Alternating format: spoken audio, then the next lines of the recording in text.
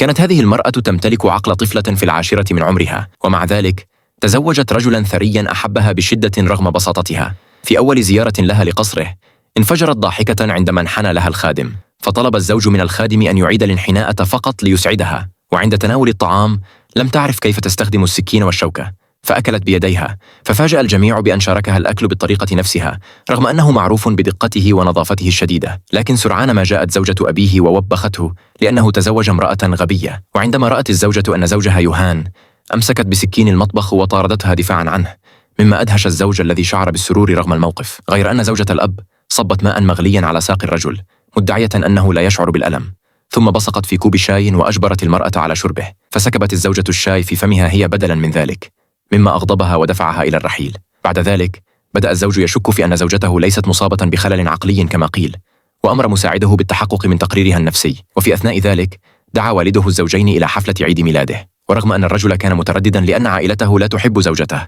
إلا أنه وافق لإسعادها. لكن ما إن وصلوا إلى قاعة الحفل حتى كانت الزوجة قد تسببت في فوضى كبيرة داخل المكان.